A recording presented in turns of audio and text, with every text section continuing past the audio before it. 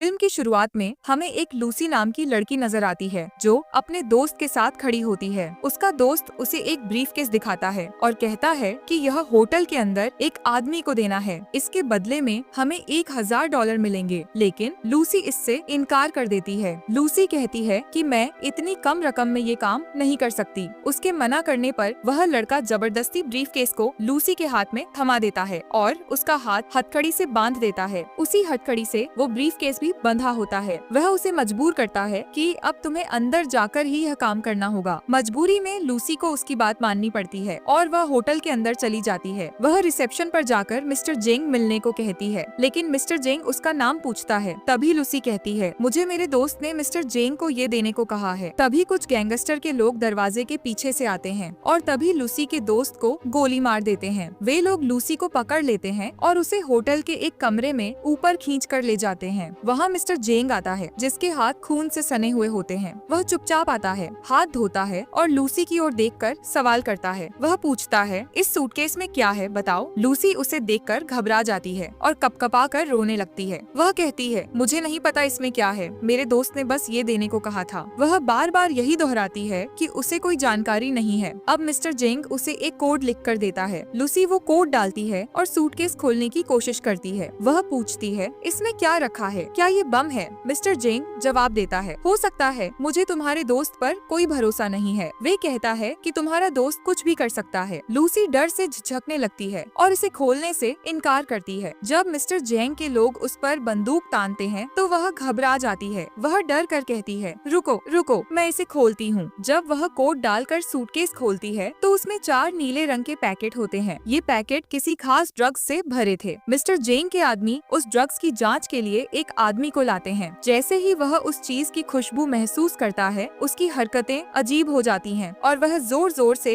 हंसने लगता है। मिस्टर जेंग को वह आदमी बिल्कुल पसंद नहीं आता और वह उसे लूसी के सामने गोली मार देता है। फिर मिस्टर जेंग लूसी से कहता है कि वह उसे एक काम देना चाहता है। लूसी साफ मना कर देती है कि वह कोई नौकरी नहीं करेगी, वह बस यहाँ से जाने की गुहार लगाती है। तब मिस्टर जेंग के लोग लूसी को पीटते हैं जिससे वह बेहोश हो जाती है। इसके बाद हम एक प्रोफेसर को उसके लेक्चर में सुनते हैं। वह बता रहा होता है कि धरती पर हर जानवर अपने दिमाग का सिर्फ 3% हिस्सा ही उपयोग करता है, लेकिन इंसान इसके मुकाबले थोड़ा ज्यादा, लगभग 10% दिमाग का इस्तेमाल करता है। डॉल्फिन इंसानों से भी आगे है और अपने दिमाग का 20% हिस्सा इस्तेमाल करती है। इसका मतलब है कि डॉल्फिन इंसानों से ज्यादा समझदार मानी जाती है। प्रोफेसर बताते हैं कि अगर इंसान अपने दिमाग का 20% इस्तेमाल करे तो वह अपने शरीर को पूरी तरह कंट्रोल कर सकता है। वे आगे कहते हैं कि जब दिमाग का इस्तेमाल 40% तक बढ़ जाए तो इंसान सामने वाले को भी कंट्रोल कर सकता है। ऑडियंस में से एक लड़का सवाल करता है, सर अगर हम दिमाग का पूरा 100% इस्तेमाल करें तो क्या होगा? प्रोफेसर जवाब देते हैं कि उन्हें भी इस बारे में कोई जानकारी नहीं है कि तब क्या होगा। फिर लूसी की आंख खुलती है, लेकिन वह दर्द में होती है और उसके पेट पर पट्टियां बंधी होती हैं। वह महसूस करती है कि शायद उसके शरीर का कोई हिस्सा निकाल लिया गया है। जब वह उठती है और जाने लगती है तो कुछ लोग अचानक वहां आते हैं। वे उसे पकड़ लेते हैं और अपने साथ ले जाते हैं। वे लूसी को जेंग के सामने पेश करते हैं और लूसी पूछती है, तुमने मेरे साथ क्या किया, मुझे बताओ। एक डॉक्टर कहता है, चिंता मत करो, हमने तुम्हारे साथ कुछ नहीं किया, बस तुम्हारा पेट खोला और उसमें एक पैकेट ड्रग्स रखा है। इसके बाद 3 और लोगों को वहाँ लाया जाता है जिनके पेट में भी वही ड्रग्स रखा जाता है। असल में इन चारों को अलग अलग जगहों तक यह ड्रग्स पहुंचाना था और अगर कोई इस काम से हटने की कोशिश करेगा तो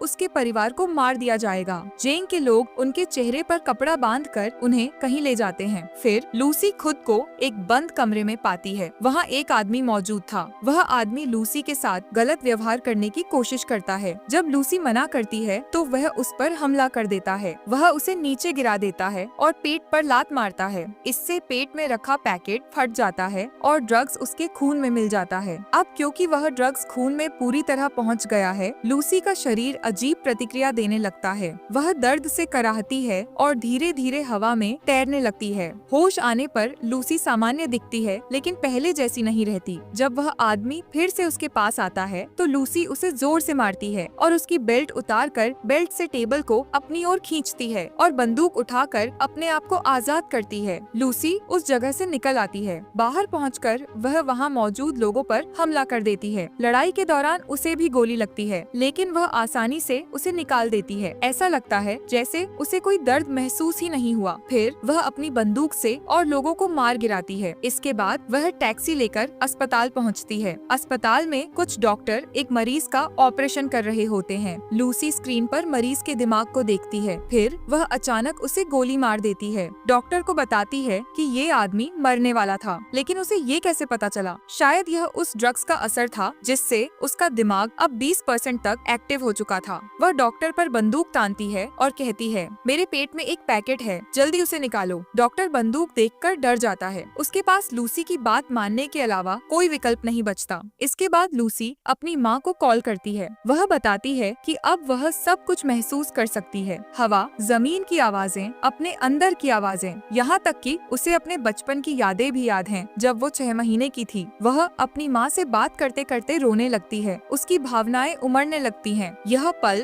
उसके लिए बहुत खास होता है। वह अपनी माँ का धन्यवाद करती है कि उसने उसे इतना प्यार दिया। डॉक्टर अब उसका ऑपरेशन शुरू करता है और उसके पेट से एक पैकेट निकालता है। उस पैकेट में CPH4 नाम का ड्रग्स होता है। डॉक्टर हैरान था कि इतना खतरनाक ड्रग्स होने के बावजूद तुम जिंदा कैसे हो? लूसी डॉक्टर से कहती है कि वह ज्यादा समय तक जीवित नहीं रह पाएगी। धीरे धीरे वह ठीक होने लगती है। फिर वह जेंग के पास वापस जाती है। वह जेंग के सभी लोगों को एक एक करके खत्म कर देती है। आखिर में वह जेंग के पास पहुंचती है। वह अपने पीछे से चाकू निकालती है और जेंग दोनों हाथों में घुसा देती है। फिर उससे पूछती है, बाकी लोग कहाँ हैं? तुमने वह ड्रग्स किसके पेट में रखा था? जब जेंग चुप रहता है, लूसी उसके दिमाग को पढ़ने लगती है। इससे उसे पता चलता है कि उन लोगों को कहाँ भेजा गया है। दरअसल ड्रग्स की वजह से लूसी का दिमाग अनयूजुअल रूप से एक्टिव हो गया था। वह देख सकती थी कि पेड़ जमीन में कैसे उगते हैं। साथ ही वह जान पाती है कि पेड़ अपना भोजन कैसे बनाते हैं। अब लूसी अपनी दोस्त के घर पहुंचती है। वह उससे उसका लैपटॉप यूज करने के लिए बोलती है। फिर वो लैपटॉप खोलती है और उस प्रोफेसर के बारे में जानकारी जुटाती है। वही प्रोफेसर जिसने कहानी की शुरुआत में दिमाग पर लेक्चर दिया था। उसका नाम सैमुअल था। वह पिछले 20 सालों से मानव दिमाग पर रिसर्च कर रहा था। लूसी उसके बारे में सारी जानकारी जुटाती है। फिर वह उसे फोन करती है। लूसी बताती है कि उसने आपकी वेबसाइट के 7000 पेज पढ़ लिए हैं। उसने सारी रिसर्च अपने दिमाग में बसा ली है। लेकिन प्रोफेसर सैमुअल उसकी बात पर यकीन नहीं करता। अचानक लूसी प्रोफेसर सैमुअल की टीवी स्क्रीन पर दिखने लगती है, क्योंकि उसने अपने दिमाग का 28% हिस्सा एक्टिव कर लिया था। अब वह सभी इलेक्ट्रॉनिक चीजों को कंट्रोल कर सकती थी। लूसी कहती है कि आपकी रिसर्च में सब कुछ सही है। मेरे दिमाग में कई सवाल हैं कि मैं इनका क्या करूं? मैं बहुत कुछ जानती हूं। तो प्रोफेसर सैमुअल कहते हैं, फिर ये बातें दूसरों को बताओ। लूसी उनसे मिलने की ठान लेती है। अब लूसी एयरपोर्ट के लिए निकल जाती है। वो देखती है कि सारी न्यूज पर उसके बारे में ही बताया जा रहा है, इसलिए वो अपना होलिया बदल लेती है। इसके बाद वो एक ऑफिसर को कॉल करती है और उन तीनों लोगों के बारे में बताती है जिनके पेट में वो ड्रग्स के पैकेट हैं। लूसी पुलिस को ये जानकारी देती है। उनकी तस्वीरें पुलिस को भेजती है। पुलिस तुरंत कार्रवाई करती है। उन लोगों को पकड़ लिया जाता है। लूसी जब प्लेन में बैठी होती है तो उसके दिमाग का 40% हिस्सा एक्टिव हो जाता है, जिससे उसके शरीर की कोशिकाएं टूटने लगती हैं। उसकी स्किन जलने लगती है। वह घबराते हुए खुद को वॉशरूम में बंद कर लेती है। फिर वह ड्रग का पैकेट लेती है और उसे फाड़ कर खा जाती है। उसको खाने के बाद वह बेहोश हो जाती है। होश आने पर वह खुद को अस्पताल में पाती है। अब वह अपने दिमाग का 50% इस्तेमाल कर रही थी। पुलिस आती है लूसी को गिरफ्तार करने, लेकिन लूसी अपनी ताकत दिखाती है। वह इंस्पेक्टर को छोड़कर बाकी सब पुलिस वालों को बेहोश कर देती है। जैसा प्रोफेसर सैमुअल ने बताया था, जब कोई 40% से ज्यादा दिमाग का उपयोग करता है तो वह दूसरों को कंट्रोल कर सकता है, और यह सब लूसी के साथ भी हो रहा था। कारण ये था कि जैसे जैसे उसके शरीर में ड्रग्स बढ़ रहा था, उसका दिमाग भी ज्यादा एक्टिव होता जा रहा था। पकड़े गए लोगों को अस्पताल ले जाया जाता है, जहां उनके पेट से ड्रग्स निकाले जाते हैं। अब उसकी दिमागी ताकत इतनी बढ़ गई थी कि वह पूरे शहर की फोन कॉल सुन सकती थी। तभी उसे पता चलता है कि जेंग के लोग भी अस्पताल आ चुके हैं। लूसी अस्पताल जल्दी पहुंचती है। वहां पहले से ही जेंग के लोग मौजूद थे। वे बंदूकें निकालकर खड़े हो जाते हैं, लेकिन वे लूसी के सामने ज्यादा देर टिक नहीं पाते। लूसी उन्हें हवा में हेलीकॉप्टर की तरह उड़ा देती है। उनके हथियार छत से चुंबक की तरह चिपक जाते हैं। वह हर उस शख्स को हटा देती है जो उसके सामने आता है। फिर लूसी वह बैग ले लेती है जिसमें वो ड्रग्स के पैकेट थे। उसने यह बैग डॉक्टर से लिया था। वह इंस्पेक्टर से कहती है कि वह उसके साथ आए। यह सब देख इंस्पेक्टर कहता है, मुझे लगता है अब तुम्हें मेरी जरूरत नहीं पड़ेगी। लूसी उसके पास जाती है और कहती है, तुम मेरे लिए एक रिमाइंडर हो जिसे मैं कभी भूलना नहीं चाहती। फिर वह कहती है, चलो मेरे साथ चलो। अब लूसी प्रोफेसर सैमुअल से मिलने जाती है, लेकिन जेंग ने उसे जाते हुए देख लिया था। वह अपने आदमियों के साथ उसका पीछा करता है। इसी बीच हम प्रोफेसर सैमुअल को देखते हैं। उन्होंने रिसर्च लैब में एक्सपर्ट्स की पूरी टीम को पहले ही बुला लिया था। लूसी भी वहाँ पहुँच चुकी थी। सभी प्रोफेसर उससे मिलकर काफी चकित थे, लेकिन एक प्रोफेसर को लूसी पर शक हुआ। तभी लूसी उसे पकड़कर उसके बारे में बताने लगती है। लूसी कहती है कि जब आपकी बेटी 6 साल की थी तो उसकी मौत एक कार हादसे में हुई थी। यह सुनकर वह पूरी तरह हैरान रह गया, क्योंकि अब तक किसी को इस बात का पता नहीं था। इसी वजह से सभी लोग लूसी पर विश्वास करने लगे। वह वहाँ मौजूद सभी को वो जानकारी देने लगी जो उसने अब तक जानी और समझी थी। फिर वह अपने शरीर को म्यूटेंट की तरह बदलने लगी। कभी उसका हाथ डायन जैसा खतरनाक हो जाता तो कभी वह एक हाथ को 2 हाथों में बदल रही थी।